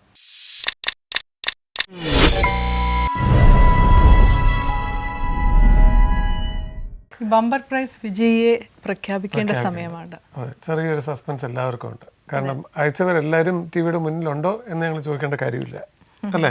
അത് മാത്രമല്ല, നമ്മളത് കൺസിഡർ ചെയ്യുന്നത് സെൽഫി, നിങ്ങളുടെ റൈറ്റ് ആൻസേഴ്സ്, നിങ്ങളുടെ മെസ്സേജസ്, ഗ്രീറ്റിംഗ്സ്, നിങ്ങളുടെ പാർട്ടിസിപ്പേഷൻ ഏതെങ്കിലും രീതിയിലുണ്ടെങ്കിൽ അതെല്ലാം നമ്മൾ കൺസിഡർ ചെയ്തിട്ടുണ്ട്. എന്നിട്ടൊരു ലക്കി ഡ്രോ ആണ്, എല്ലാ മാസവും കൂടുമ്പോൾ ലക്കി ഡ്രോ ആണ്. മനോഹരമായ ഒരു സമ്മാനമാണ് കാത്തു നിൽക്കുന്നത്. ഇത് രണ്ടാമത്തെ കോൺടെസ്റ്റിലെ വിന്നറാണ് നമ്മൾ പ്രഖ്യാപിക്കാൻ പോകുന്നത്. ഫസ്റ്റ് വിന്നർ നമ്മൾ ഓൾറെഡി ഡിക്ലെയർ ചെയ്തു. ദിസ് ഇസ് സെക്കൻഡ് പുലർക്കാലത്തിലെ രണ്ടാമത്തെ ബമ്പർ പ്രൈസ്. ആരാണ് വിന്നർ? ആരായിരിക്കും? ആരാവണം? ലക്കി വിന്നർ ഈസ് ലക്ഷദ്വീപിൽ നിന്നാണ് ഈ വിന്നറിനെ ഞങ്ങൾ സെലക്ട് ചെയ്തിരിക്കുന്നത്. മീൻസ് സെലക്ട് ചെയ്തിരിക്കുന്നതല്ല, നറുക്കെടുപ്പിലൂടെ വന്നിരിക്കുന്നത്. ലക്ഷദ്വീപില് പുലർക്കാലത്തിന്റെ ഒരു നല്ല വ്യൂവർ, ഹർമത് ഖാൻ. അസ്സലാമു അലൈക്കും ഹർമത് ഖാൻ. ഈ പുണ്യമാസത്തിൽ അല്ലേ? അതെ, നിങ്ങൾക്ക് മനോഹരമായ ഒരു സമ്മാനമാണ്. സോമ ഗ്രൂപ്പ് ഓഫ് റിസോർട്ട്സിന്റെ കംഫർട്ടബിൾ ഒരു സ്റ്റേ ആണ് നിങ്ങൾക്ക് സമ്മാനമായിരിക്കുന്നത്. 2 nights and 3 days. എല്ലാ എപ്പിസോഡിലും പറയുന്ന പോലെയാണ്. ഞങ്ങൾക്ക് വലിയ സന്തോഷമുണ്ട് കേട്ടോ. ഞങ്ങളുടെ ഈ പ്രോഗ്രാം ലക്ഷദ്വീപിലും വളരെ സജീവമായ ആൾക്കാർ കാണുന്നു എന്നുള്ളത് ജീവൻ TVയെ സംബന്ധിച്ചിടത്തോളം വളരെ നല്ലൊരു കാര്യമാണത്, അല്ലേ? പലർക്കും എപ്പിസോഡ് നേരെ കാണാൻ പറ്റുന്നില്ല എന്നുണ്ടെങ്കിൽ തീർച്ചയായിട്ടും നിങ്ങൾ യൂട്യൂബിൽ ഡൗൺലോഡ് ചെയ്ത് നിങ്ങൾക്ക് അത് വാച്ച് ചെയ്യാം.